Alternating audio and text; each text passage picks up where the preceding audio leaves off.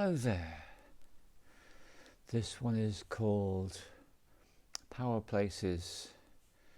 So we're strictly shamanic here, and I'm going to talk to you and give you an idea about what power places are about, what they mean, how to encounter your own, give you an idea about it. So this is a very important part of shamanic practice, to actually have an understanding that when you go out into the world, not everywhere is going to affect you the same. And what we're looking for in this context are places that cause you to experience benefit, where you feel good, more in your power, where you can actually access your power more effectively. And I'm choosing to reveal one of them to you, and this gives you a little bit of an insight into power places, because I had a chair situated only about 15 centimeters away from the exact spot I'm sitting in now.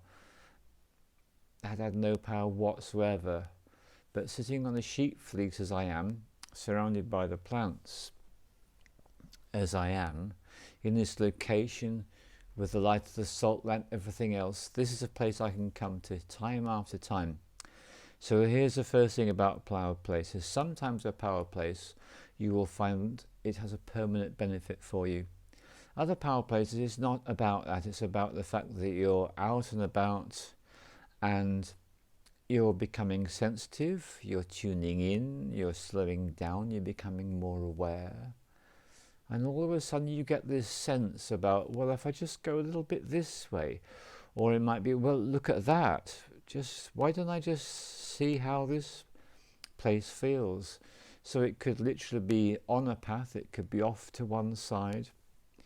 And the idea, if you're a shamanic practitioner, is to start to become aware of the fact that the environment has got all sorts of qualities to it. Nature, whether in the city or in the countryside, this works. And it's when you become more sensitive and aware to the quality, the nature, the energy of a place, you'll get what I would call an energetic match. So when the energy of the location matches your energy, you'll feel that attraction, that pull. And if you're sensitive, you will go and spend some time there and realize the benefits of being in that place. So this is a great place for me to go to if I wish to communicate. It's not a great place for other functions. In fact, this is the only reason I ever go over here. It's when I've got something I want to broadcast to others. That's the nature, the quality and the benefit of this place to me. So we've got permanent places of power, and we've got ones which call you in the moment, and it could well be that you don't ever get an energetic match with that place again. Doesn't matter, because you and that place have served each other's purposes for that duration, however long or short it was. So this is a really helpful thing to know, particularly when it comes to doing journeying work. And I guess my most advanced exploration of all this was going to Sedona back in 2012 to do some work on 12/12/12, the 12th of December 2012 that was. Wonderful work it was too. Made films about it years ago, but that's not the point now. The point is, in the whole place, Sedona, is fascinating. The first thing is that the Native Americans quickly sussed out that the energy there was extraordinary. They also knew it was not a place to stay.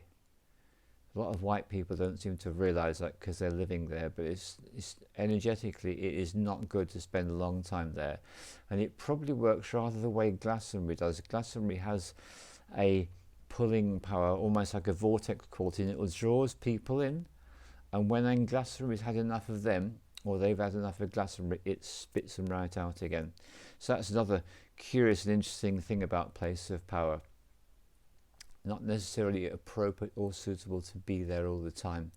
In fact, if it's a place of power, it almost certainly is not a good idea. So again, being sensitive to the amount of time that you spend there. So the thing about Sedona is there are a lot of vortexes there, and there are vortexes which protrude out of the ground, Bell Rock being the most extreme example, which I had such an attraction to.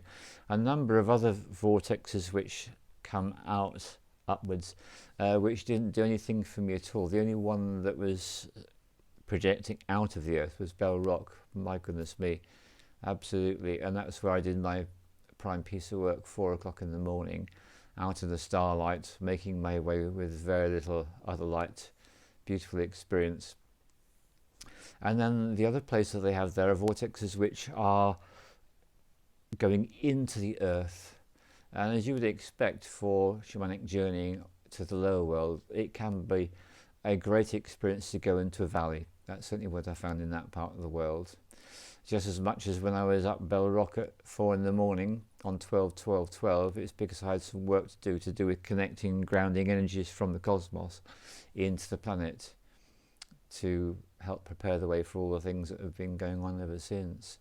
So places of power, really worthwhile just attuning your awareness to the possibility that there are places that have got power, and when you get this energetic match between you and that place, it's wonderful.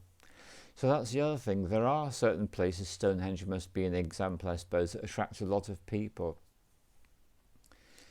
It is true that there are places that attract a lot of people, but that's not really what a place of power is. A place of power, it's more to do with an individual relationship between that person, shaman or otherwise, and that location at that particular time.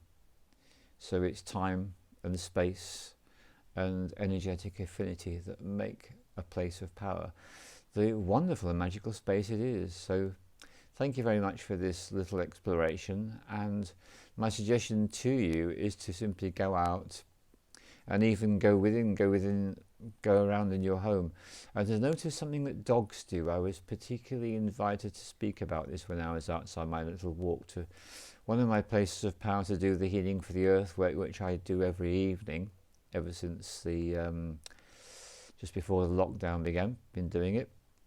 Other people are doing it too, which is really great.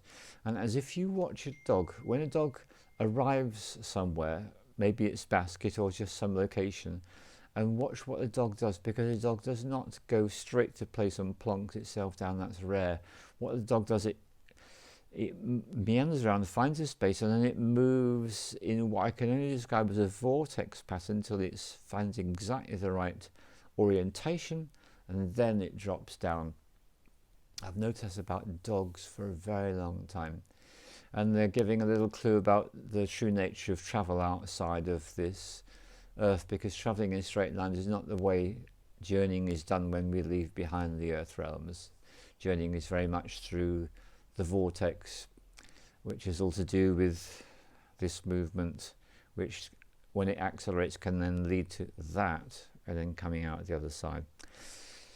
But I've made a lot of films about vortexes. If you're interested to explore that subject, just go and have a look at my back catalogue by all means. So I wish you all the best exploring places of power that work for you, for what you need to do. And my final recommendation is, when you've found a place of power and you've had an experience, remember to thank the spirit of that place, because everything has a spirit in the shamanic universe. Thank you very much. All the love. And if you're interested in what I have to offer on this channel, please, you're most welcome to subscribe, you're welcome to like, and you're welcome to activate notifications, and there's an opportunity to contribute to my PayPal through the email link in the description. Thank you.